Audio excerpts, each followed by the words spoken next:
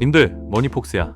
오늘은 정말 작정하고 한 명의 인생을 밑바닥부터 천장까지, 그리고 다시 바닥으로 떨어지는 그 처절하고도 화려한 서사시를 다 털어보려고 해. 바로 매매의 신, 월스트리트의 전설, 제시 리버모어 형님이야. 오늘 이 이야기는 단순히 옛날 이야기가 아니야. 님들이 10년 뒤에 꺼내봐도, 혹은 님들의 자녀가 주식을 시작할 때 보여줘도 소름 돋을 정도로 정확한 투자의 본질을 담고 있어. 에버그린 콘텐츠라는 게 바로 이런 거지. 시간이 흘러도 변하지 않는 인간의 탐욕과 공포, 그 사이에서 어떻게 돈을 벌어야 하는지 리버모어의 70년 인생을 통해 아주 길고 진하게 파헤쳐보자고. 먼저 리버모어가 어떤 시대를 살았는지부터 이해해야 해. 1800년대 후반, 미국이 한창 산업화로 들썩일 때 리버모어는 가난한 농부의 아들로 태어났어. 아버지는 리버모어가 농사를 짓길 바랐지만 그는 14살 때 단돈 $5를 들고 가출해서 보스턴으로 가는 기차에 몸을 실었지. 그리고 도착한 곳이 파인웨버라는 증권사였어. 거기서 리버모어가 한 일은 호가 창에 찍히는 숫자를 칠판에 받아 적는 호가판 서기였어. 님들, 이게 진짜 중요한 포인트야. 요즘처럼 화려한 차트나 인공지능 분석이 없던 시절, 리버모어는 오직 쏟아지는 숫자들의 흐름만 보면서 하루를 보냈어. 칠판에 숫자를 적다 보니 남들이 보지 못하는 게 보이기 시작한 거지. 어떤 가격대에서 숫자가 머뭇거리는지, 어떤 속도로 숫자가 바뀌는지 말이야. 그는 이걸 수첩에 빼곡히 기록했어. 이게 바로 전설적인 테이프 리딩의 시작이었지. 리버모어는 15살에 처음으로 투자를 시작해 친구랑 딱 $5씩 모아서 근처 사설거래소인 버킷숍에 갔어. 거기서 3.22달러의 수익을 올렸지. 님들, 15살 소년이 자기 일당보다 큰 돈을 단 몇 분 만에 번 거야? 이때 리버모어는 깨달았어. 아, 숫자의 움직임에는 일정한 패턴이 있구나. 그는 이후 버킷숍을 전전하며 엄청난 돈을 따기 시작해. 너무 잘 따니까 보스턴의 모든 버킷숍에서 리버모어의 출입을 금지할 정도였어. 변장을 하고 가도 눈빛만 봐도 알아보고 쫓아냈대. 그래서 얻은 별명이 바로 꼬마 도박사였어. 하지만 리버모어는 만족하지 않았어. 더 큰 판, 진짜 시장인 뉴욕 월스트리트로 향하게 되지. 그런데 월스트리트에 입성한 리버모어에게 시련이 찾아와. 버킷숍에서는 찰나의 움직임만 맞추면 돈을 벌 수 있었지만 진짜 시장은 수수료도 비싸고 체결 속도도 느렸거든. 결국 그는 월스트리트에서 첫 번째 파산을 경험해. 님들, 여기서 리버모어가 절망하고 포기했을까? 아니야. 그는 자기가 왜 망했는지 철저하게 분석했어. 그리고 내린 결론이 이거야.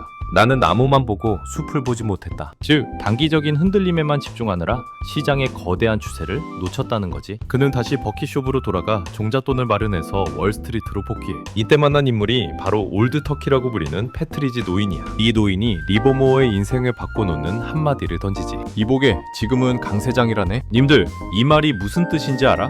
주식이 조금 올랐다고 팔고 싶어하는 리버모어에게 노인은 지금은 큰 흐름이 상승장에 있으니까 잔파도에 일희일비하지 말고 그냥 엉덩이를 붙이고 앉아있으라고 가르쳐준 거야. 리버모어는 이때 깨달았어. 주식시장에서 큰 돈을 버는 비결은 머리를 잘 써서가 아니라 엉덩이로 버는 것이라는 사실을 말이야. 님들도 종목 하나 잘 골라놓고 5% 올랐다고 신나서 팔았다가 그 종목이 500% 날아가는 거 보면서 밤에 잠 못 잔 적 있지. 그게 바로 엉덩이의 힘이 부족해서 그런 거야. 리버모어는 이때부터 거대한 추세 추종의 마스터가 되기로 결심해. 이제 리버모어의 실전 기법 중 가장 핵심인 피라미딩 전략을 아주 깊게 들어가 보자. 님들, 보통 주가 떨어지면 물타기 하지?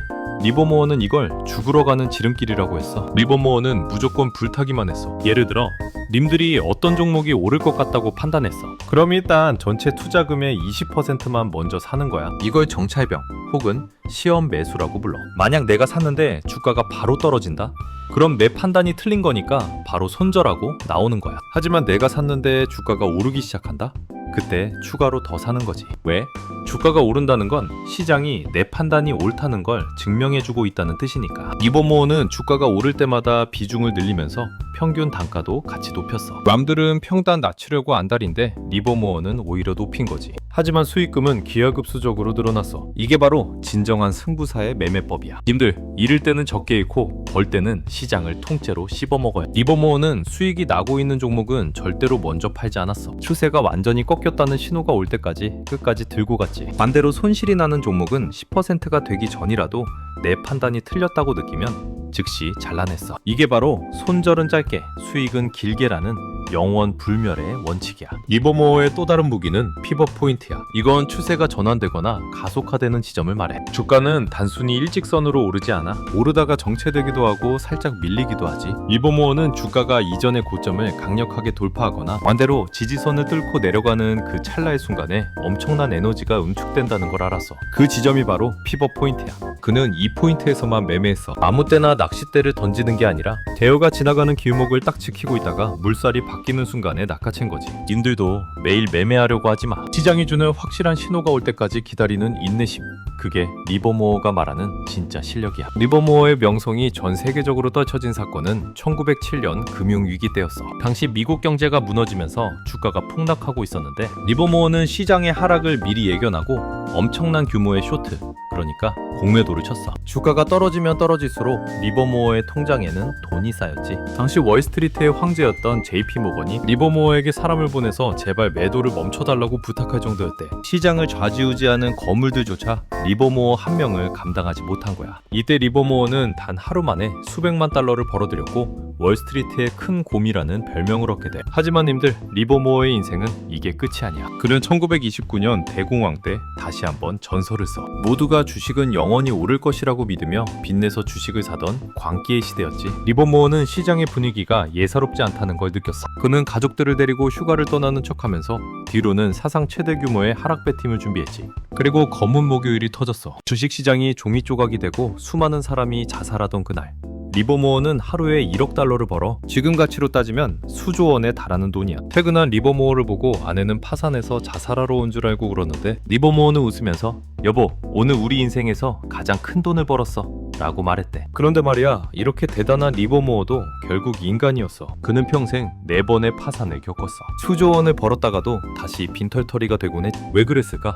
그가 쓴 책 주식 매매하는 법에 그 해답이 나와 있어. 그는 자기가 세운 원칙을 어겼을 때마다 망했다고 고백해. 시장이 주는 신호를 무시하고 자신의 고집을 내세웠을 때, 혹은 너무 큰 성공에 취해 리스크 관리를 소홀히 했을 때 시장은 가차없이 그를 징벌했어. 1915년에는 면화 투자를 하다가 지인의 말을 듣고 자기 원칙을 어겨서 파산하기도 했지. 님들, 이게 정말 무서운 거야. 세계 최고의 매매 천재도 남의 말 듣고 투자하면 망한다는 거야. 정보 매매의 끝은 파멸뿐이라는 걸 리버모어가 온몸으로 증명한 거지. 리버모어는 평생을 고독하게 살았어. 그는 매일 아침 10시부터 시장이 닫힐 때까지 아무도 사무실에 들이지 않았대. 전화도 받지 않고 오직 시세판과 숫자만 바라봤어. 그는 투자를 지적인 게임이라고 생각했어. 감정이 섞이면 지는 게임 말이야. 그는 희망이나 공포 같은 감정은 투자자의 적이라고 말했어. 주가가 떨어질 때 곧 오르겠지라고 희망을 품는 순간 망하는 거고, 주가가 오를 때 지금이라도 팔아야 하나 라고 공포를 느끼는 순간 큰 수익을 놓치는 거지. 리버모어처럼 차갑고 냉정하게 가격만 보고 대응해야 해.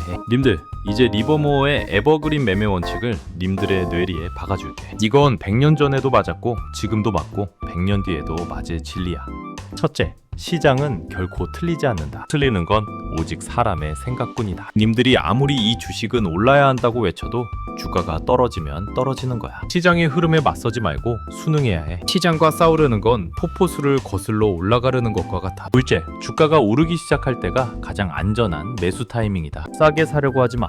비싸게 사서 더 비싸게 파는 게 주식이야. 바닥을 잡으려는 욕심이 님들의 계좌를 갉아먹는 거야. 무릎에서 사서 어깨에서 팔라는 말, 리버모어가 실천으로 보여준 거야. 셋째, 현금도 하나의 종목이다. 아무 때나 매매하지 마.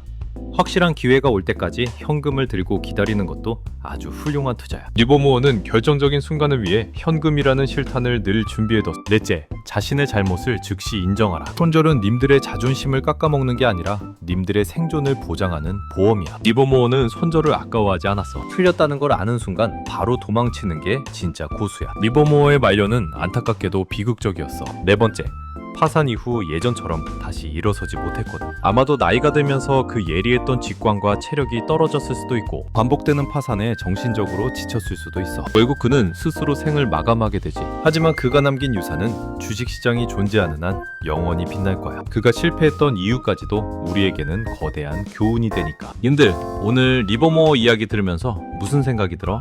주식 투자가 단순히 운이나 도박이 아니라는 게 느껴지지. 리버모어는 평생을 바쳐 시장의 본질을 연구했고 그 과정에서 얻은 지혜를 우리에게 남겨줬어. 슌페터 형님이 세상의 변화와 혁신을 보라고 했다면 리버모어 형님은 그 변화 속에서 님들의 마음을 다스리고 시장의 흐름에 타는 법을 가르쳐준 거야. 주식 시장은 님들을 부자로 만들어줄 수도 있지만 님들의 영혼까지 털어갈 수 있는 잔인한 곳이야. 리버모어처럼 철저하게 원칙을 지키고 끊임없이 시장을 공부하지 않으면 살아남을 수 없어. 2026년 지금 이 순간에도 시장은 누군가의 돈을 뺏고 누군가에게는 기회를 주고 있어. 님들은 어떤 사람이 되고 싶어?